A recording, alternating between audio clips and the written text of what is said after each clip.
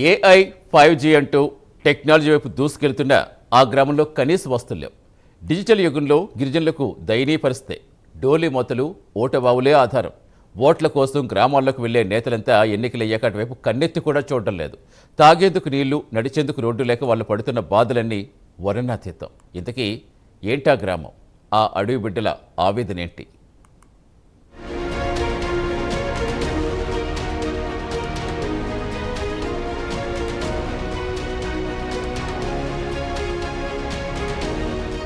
అల్లూరు జిల్లా పెదబిడ్డ పంచాయతీలోని మారుమూల గ్రామమైన గుమ్మడిపాడులోని గిరిజనుల పరిస్థితి దయనీయంగా మారింది.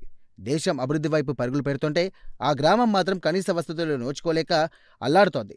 చుట్టూ చెట్లతో ప్రకృతి ఒడిలో ఉండే వాళ్లను పట్టించుకునే వారే లేరు. ఉదయం లేచిన దగ్గర నుండి పడుకునే వరకు సమస్యలే సమస్యలు. తాగునీటి మొదలుకొని రోడ్ల వరకు నానా అవస్థలు పడుతున్నారు. గ్రామంలో కుళాయిలు లేవు. నీరు కావాలంటే బిందెలు పట్టుకుని చాలా దూరం వెళ్లి తెచ్చుకోవాల్సిందే. మైళ్ళ దూరం కొండదారుల్లో నడిచి ఊటబావుల నీటిని తెచ్చుకుంటున్నారు. ఆ నీళ్లు కూడా కొన్నిసార్లు బురదగా ఉండి రోగాలు వస్తున్నాయి. అనంతగిరి మండలం పెదబిడ్డ పంచాయతీ గుమ్మడిపాడు గ్రామంలో సుమారు 70 సంవత్సరాలు పూర్తి అయినా సరే ఈ గ్రామానికి మంచినీటి సరఫరా లేదు.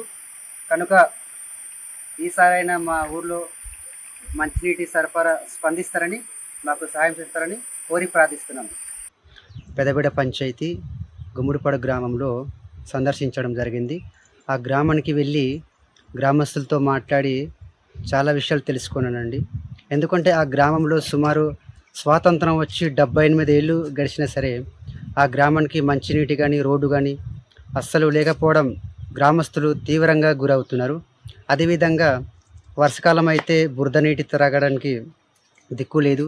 ఎందుకంటే ఆ గ్రామానికి గర్భిణీ స్త్రీలు కానీ హాస్పిటల్కి వెళ్ళాలంటే గడ్డ దాటి వెళ్ళాలి. ఆ గడ్డ దాటాలంటే కనీసం రోడ్డు కూడా సౌకర్యం లేదు. కనీసం వాటర్ తాగడానికి కూడా సమస్య చాలా ఇబ్బందిగా ఉంది. కాబట్టి ఆ గ్రామస్తులు ఆ బురద నీళ్లు తాగటం వల్ల అనేకమైన రోగుల ద్వారా చాలామంది చనిపోయే స్థితిలో వచ్చారు. అదేవిధంగా గత 1 ఇయర్ బ్యాక్ ఒక గర్భిణీ స్త్రీ గడ్డలోనే డెలివరీ అవ్వడం అనే ఒక విషయం తెలిసింది. కాబట్టి ఈసారైనా గుమ్మడిపాడు గ్రామానికి తక్షణమే గవర్నమెంట్ కానీ అధికారులు కానీ పై ఆంధ్రప్రదేశ్ డిప్యూటీ సీఎం గారు శ్రీ పవన్ కళ్యాణ్ గారు ఈ గ్రామానికి వెంటనే స్పందించి రోడ్డు సౌకర్యం మరియు నీటి సౌకర్యం పరిష్కరిస్తారని ప్రభుత్వానికి డిమాండ్ చేస్తున్నాం. గ్రామానికి వెళ్లే రహదారి గురించి ప్రత్యేకంగా చెప్పనక్కర్లేదు. సరైన రోడ్డు మార్గం లేదు. వర్షం వస్తే ఇక అంతే. బాహ్య ప్రపంచానికి సంబంధాలు తెగిపోతాయి. పిల్లలు స్కూల్కు వెళ్లాలంటే వాగు దాటి వెళ్లాల్సిందే.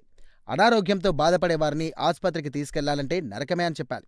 3 కిలోమీటర్ల మేర గర్భిణీలను డోలీ కట్టి మోసుకెళ్తారు. దారిలో ఒక వాగు ఉండడంతో డోలీ మోసుకెళ్లడం కష్టంగా మారిందని వాపోతున్నారు గిరిజనులు. అధికారులకు ఎన్నిసార్లు చెప్పినా ఫలితం శూన్యమన్నది ఇక్కడి గిరిపుత్రుల ఆవేదన. ఇప్పటికైనా తమ గ్రామానికి కనీస వసతులు కల్పించాలని డిప్యూటీ సీఎం పవన్ కళ్యాణ్ వేడుకుంటున్నారు. వాటి కోసం చాలా బాధపడుతున్నాం. మేము మురికి నీళ్ళు తాగుతున్నాము, కానీ మోసుకొని తీసుకురావాలి. నీళ్ళు కూడా మంచి నీళ్ళు కాదు, అది బురద నీళ్ళలో తాగుతున్నాము. జ్వరాలు ఏటి వస్తున్నాయి. జ్వరాలు మూత తీసుకొని తెస్తున్నాం. మేము ఎంత బాగా కష్టపడి తెచ్చినాము. మోసుకొని నీళ్ళు అయితే 3 కిలోమీటర్ రోడ్డు కూడా లేదు. పేషెంట్లకి తీసుకెళ్ళడం అంటే గర్భిణీ పేషెంట్లు తీసుకెళ్ళడం అంటే గడ్డ దగ్గర డెలివరీ అయ్యారు కొంతమంది. అలాగే మోసుకొని తీసుకెళ్ళాము. గడ్డ పెద్దది ఉంది వర్షాకాలం అయితే, అలాగే దాటుకొని తీసుకెళ్ళాము. మాకు రోడ్డు ఈ ప్రభుత్వం వారు మరి చూపిస్తారో లేదో, మరి ఇంత బాధపడతాము రోడ్డు కోసం, వాటర్ కోసం.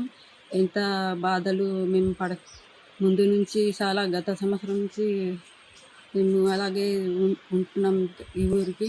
ఇది అల్లూరు జిల్లా గుమ్మడిపాడు గ్రామంలోని పరిస్థితి. డిజిటల్ ఇండియా కావాలి, అలా అని గిరిజన పల్లెలను విస్మరిస్తే ఎలా ప్రశ్నిస్తున్నారు?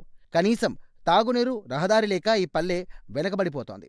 మరి అధికారులు స్పందించి సరైన సదుపాయాలు కల్పించడానికి ఈ ఊరి నుంచి పెద్ది అనేవారు ఎవరైనా రావాలేమో.